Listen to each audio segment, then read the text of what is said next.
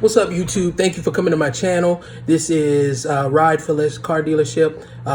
My channel is Taxi Cab TV. I used to own taxi cabs. I'm an entrepreneur, and I'm helping and showing you how you can start a car dealership. I have owned a car dealership now for about the last 3 or 4 years.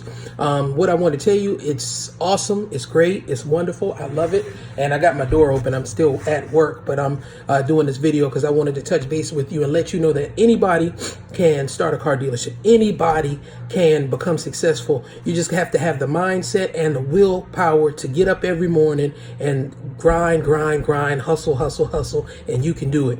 I just wanted to touch bases of how I got started. I did not start from, lots of money, family background. I actually started selling cars on the side of my house. Yes, I said it. I sell cars or sold cars on the side of my house. What I did was I used to buy cars off of Craigslist. When I purchased cars off of Craigslist, I would then fix those cars up, and then the ones that were running really well, I would turn around and I would sell those. So what happens is I would find a car, and when I first started, I didn't have a lot of money, so I bought cars for $200, $300, $400, sometimes even $500. I would keep my costs down. Then I would go and I would inspect the car and see what needed to be fixed. More times, just like the spark plug wires, things like that. I would go and buy those. They may have cost me $50, and then I would turn around and put that money back into the car, and then I would sell it. Sometimes I'd sell it for $2,000. Sometimes I'd get $3,000 for it. And yes, I only paid $500, $550 for the car.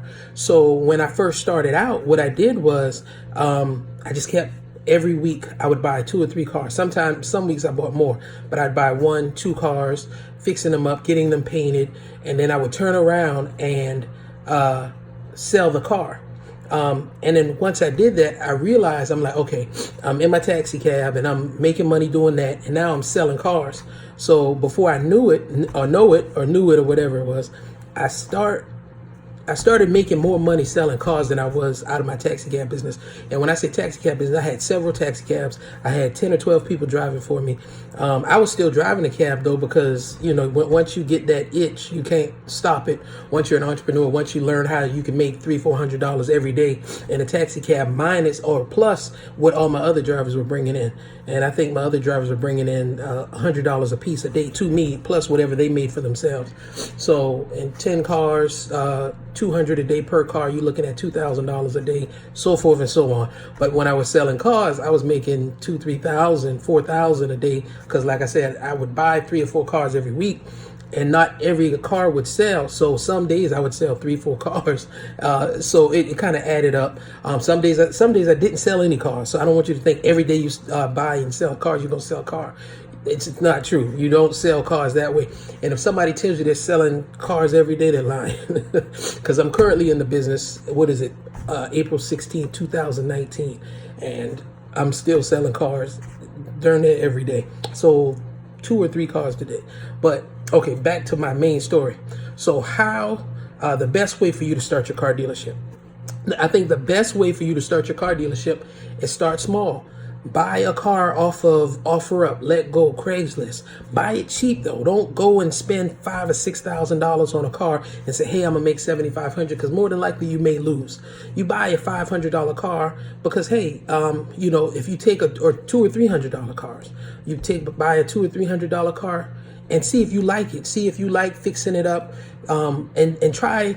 And I'm going to tell you more about what you should look for in a car. But right now, you get a cheap car, you put some money into it, and then you put it out for sale. You can put it on the internet. I mean, I sell 90% of my car, maybe 95% of my cars on the internet. So you don't have to have a car lot. You don't have to have a dealer's license when you first start.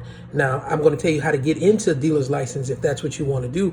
But when you first start, I would say sell some stuff first to see if you like the business. And if you like the business, then go into, I would even say become a wholesaler first. in a wholesaler, you can't sell to the public. You can only sell to other dealers. So you have to build relationships with dealers to see if they want to do business with you, like doing business with you, because the wholesaling business is a hard business because you cannot sell to the public. So you have to talk to people, and if you're not a people's person, then it might not be for you. If you're not a go-getter who's going to get up every morning and take that car to every dealership, everybody that you know that is a dealer that can purchase that car, then this may not be for you. But if you take your time and you get up and you work, or say you advertise that car every day, and don't just think when you post the car one time. So say, let's go back to the $200 car. You bought the car, you fixed it up, may have cost you $100 or $200. You may even wanted to get it painted. I take my cars to Maaco. They charge $300 for a paint job. I'm a dealer. I get, I think it might be a little bit more for the public, but when you're first starting out, hey, it's your first car. Don't get $1,000 paint job. Don't put rims in it. Don't put music or a radio in it. Sell the car. Make sure when you buy it. Okay, so here's my car list. When I buy a car, I make sure the windows go up and down. I make sure the AC and the heat cut on. I make sure the car cranks up. I make sure that it runs on its own. I make sure I can leave it idle and it won't overheat. I check the oil. I check the coolant. And if the oil in it is milky, meaning it looks like a milkshake, then you got a bad engine or a bad head gasket. Don't buy it, because for your first car, you're going to hurt yourself crying because you just wasted a bunch of money. I always check the transmission fluid, so make sure the vehicle shifts good. Always check the power steering fluid, make sure there's no leaks. And all of this stuff, once you start doing it, man, before you know it, you start popping out cars. And like, for instance, I know there's a lot of experienced dealers, but I've been doing this so long.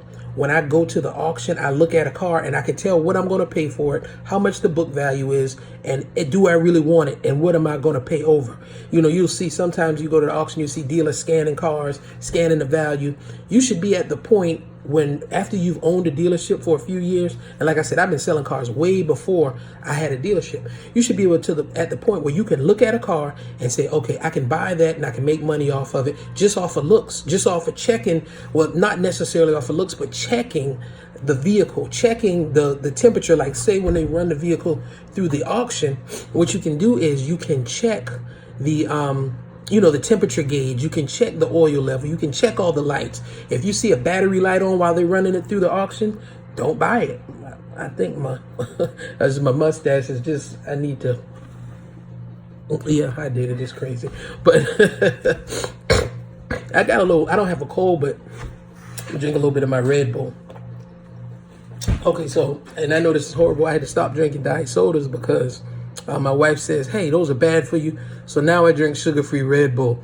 And I can only drink one a day because it's like $4 for the big one that I get. But a soda, the Polar Pops at 75 cents. I would go get 2 or 3 a day.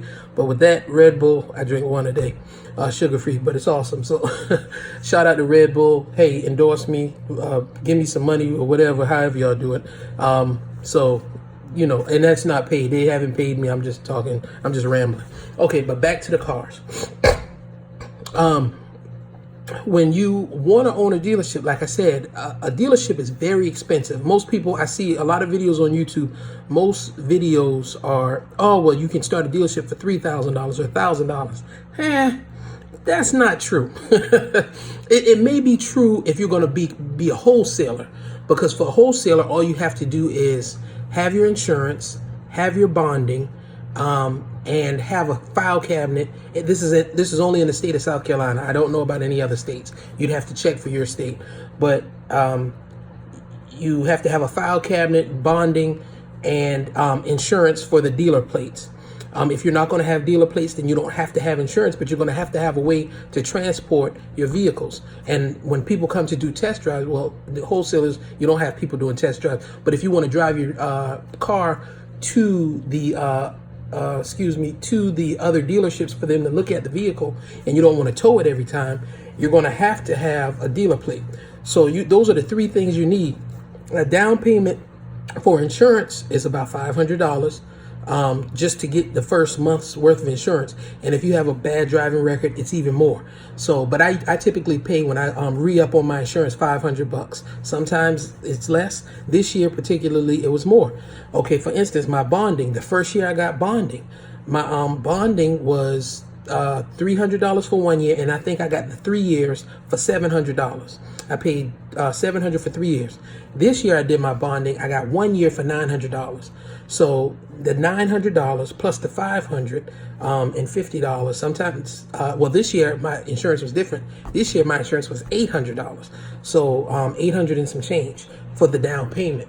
So what is that? That's $800 or $900 for the bonding, and $8 something for the insurance. So what is that? That's like $1,700 So when people say you can own a dealership for $1,000, $2,000, that's just for the insurance and the bonding. Okay, and then you have to go to the class. The dealer class is like $500. So if you're at $1,600, bam, that's $2,100 for the $500 dealer class. After the dealer, so that's $2,000. After the dealer class, you got to have an office or a file cabinet. So say you get a file cabinet, $50, you get some paperwork, $100. Now you're at like $2,200. So now you got to have a car. You can't be a dealer, or you can't be a dealer without a car. You're going to want cards. You're going to want whatever you're going to need. So to just think that, hey, it's easy and I can get into it and I can do it, because a lot of people see me, and like I said, I'm a no frills type of guy. I wear t-shirts to work. I wear sweatpants. I pull my hair back in a ponytail, and I'm a no frills type of guy. So when people see me and they say, hey, what do you do? I'm like, well, I own a dealership. Oh, if you can own a dealership, then I can own a dealership, which you can. Anybody can own a dealership, but it's a lot of paperwork and it's a lot of being technical about the small things, because the small things would throw you off if you don't pay attention to them. So what you do is, and after, say you're at $2,000, $2,000, your first car, like I said, you have to have a plan about your cars. And the reason I'm saying that is because you can easily misguide a car, or you can easily forget to do one thing and you think that the car is a good deal, and you lost, you cost yourself a whole bunch of money. So I would say take your time. The first 2 or 3 cars you buy, try to keep the price low. Try not to spend too much money, because the cars, and it's funny because the cars that I spend the least amount of money on, when I purchase them, they sell the fastest, they sell the best, and people love those cars. But when I try to go up and buy a really, say and not even a really nice car, say a $2,000 or $3,000 car, there's underlying issues that's going to cost me another $2 or $3,000 to get that car right.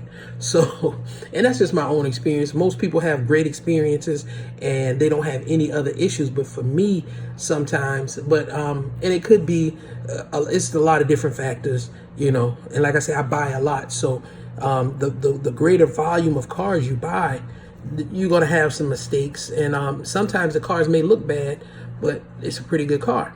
So I want to take you out on the lot just to show you a few of my cars, just so you can kind of see. And like I said, I'm in my office. I got my artwork up, so I'll take a walk out and kind of show you what I do, show you my sign. If you want to see my artwork, that's called Blown Motor, and this one is called Peking Duck. Yeah, I do art as well when I want to be creative. That's my sign, Ride for Less. And as you see, I have a building, and I'm going to walk down because I don't know how to turn my phone around. So I guess, hey, it is what it is. Okay, but usually this side of my lot right here is filled with what I call my $1,000 specials. And as you see, it's empty, so all of the $1,000 specials are gone. And they're not necessarily $1,000, but that's what I call them because it's 1,000 something. So like this car, this is a Volkswagen Golf, a 98, 189,000 miles, manual transmission, and I'm asking $1,495. So if I'm asking $1,495, matter of fact, hey, I'll even tell you I don't want to tell you what I paid for it until I sell it. Once I sell it, then I'll tell you what I paid for it. Okay, because if somebody who's coming to buy it, they might go on my YouTube channel and they might watch the video and know what I paid for it. But So this is the car. It's a 4-door. It's really clean. I mean, if you want to see inside, I can show you inside. Really clean inside. 189,000 miles. 4-door. Needs a little bit of cleaning, a little tender loving care, but I mean, hey, if you're buying a car for $14.95, take it and wash it, spray the wheels down. And I do that most of the time, but right now, like I said, I've been selling cars all day, so I'm just trying to get everything. I'm trying to actually move all this inventory and bring in some more inventory. I already purchased. I got to go pick it up in a different state. But for instance, this is a Suzuki XL7. It's an SUV. Let me show it to you. XL7. It's a 2007. It's got 156,000 miles, and I'm asking $39.95. This is a 2008 Dodge Grand Caravan, and I'm asking $5,300. This is a 02 Mercury Villager van. Everything works in these. That's why I have them on the front line. When they're on the front line, the AC works, the heat works, they run, they drive, and so forth and so on. And this is one of my $1,000 specials, but I've sold a couple cars off of the front line today, so I had to pull one of my $1,000 specials off of the back lot. But this is a 98 Ford Escort SC, 169,000 miles, for $1,395, $1,395. And when I first started out, I would never buy a car over 150,000 miles. And the better I got, I used to only buy cars with under 135,000 miles. But now that I'm more experienced, I can buy a car with 189,000 miles like the Jetta, or excuse me, the Volkswagen Golf, or 169 like the Ford, because I understand vehicles. And this one right here is a Ford Escort, 2,100. Well, actually, this only has 98,000 miles. I'm asking $1,795. But hey, I got another Ford. I always buy Fords because they last, the parts are cheap. This is a 2004 Ford Focus, 114,000 miles. This right here, and I'm just running y'all through my inventory. This is a BMW that I just picked up. It needs brakes and O2 sensors, or 2 or 3 O2 sensors. But I'm asking $51.25. Like I said, once I sell these cars, I'll tell y'all the prices. Just ask me in the comments, because I sell them fast. These cars are probably gone next week, and I have another 20 or 30 of them this week. And this is a Dodge Caliber, 2007 Dodge Caliber. I'm asking $3,500 for that. But so as you see, I do have a dealership. I do know a little bit of what I'm talking about, and that's the building that I rent. And when I say rent, I didn't tell you in the part about price what I pay for rent, but believe you me, I'm in a oceanside city, and the rent isn't cheap. As the guy from New York who was trying to run for either city council or congressman, he said the rent is too damn high. It's too damn high. But I mean, but that's the cost of doing business, baby. You got to have a building. You got to have, when you want to become a dealer, you have to have a building that you can use. And I have a few other cars that I didn't show you because they're not running, and I'm not actually going to sell them right now. But what you could think about is, when you're starting your dealership, what do you want to do? Do you just want to sell cars to dealers? Do you want to sell cars to the public? And like I said, every day is not going to be a great day, but some days are going to be cool, some days are not. I'm walking back in my office, and I got a couple cars in the garage area, but they're just project cars. They're not really anything that I want to show you. And so just check out the video, like it, tell me what I need to do if you have any questions or any vehicles. I know I'm kind of all over on this video. This is the first video about the dealership that I'm really just talking about the dealership, showing you the cars and kind of going from there. So just let me know what you think. Add a comment, like, subscribe to the channel, share the video, do everything. I'm trying to push this video, my YouTube channel. So remember Taxi Cab TV, Big Wolf. My name's Henry. Everybody calls me Wolf because, as you see, it's easy to see why they call me Wolf. Usually I have on a Wolf shirt, but this is Muhammad Ali. So hey, like the channel, leave comments. And if there's a particular type of car you want to see, I also do car repair, but I'm slowing down on the repairs because I'm hyping up or increasing the amount of cars I'm selling. So, and then body work and paint and all that takes a long time. So I'm kind of reducing the amount of stuff I'm doing as far as body work, and I'm increasing just sales because I want to sell 500 cars this year. I really want to sell 1,000, but I'm gonna set my bar at 500, and I want to go to 1,000. So, and the only way I can do 1,000 is optimizing my time, just buying vehicles and selling them, not wasting my time trying to fix vehicles, do mechanic work or none of that. And then that's also another thing that you can think of. This video is like 20 minutes and I do apologize, but it's so much that I could tell you. So I'm gonna just stop there. This is gonna be part 1, and then part 2, I'm gonna come back and talk to you about some totally different stuff about owning your dealership and why you should own your dealership and how easy it is to own a dealership. So just bear with me. If you like the video, tell me if you like it. If it's too long, if it's too wordy, tell me. Hey, everybody has an opinion, you know, or everybody has an opinion. Give me yours. Let me know something. Like the channel. Look at all my other videos. I got auto body videos. I got comic videos. I got everything on my channel. Everything that I do. I even have painting videos. Sometimes I'm painting. I show that because I'm a diverse person and I don't only do one thing. But like I said, I'm trying to highlight this car channel video. So I'll turn this into a strictly car sales and auction video and show you how it's really done, real world. And I'm going to give you prices on cars that I've purchased and sold, and I'll do it from the beginning. And I'm going to try to bring in customers and on the videos and show you how I interact with customers and just kind of record everything so that you can see a real life dealership experience from the standpoint of the owner of the dealership working. I do everything. I do test drives. I do the paperwork, because as I grow, they're not going to be able to tell me, hey, this isn't possible, that isn't possible. Why? Because I've done it all. All right, peace out. Big Wolf Taxi Cab TV. Have a good day. Peace.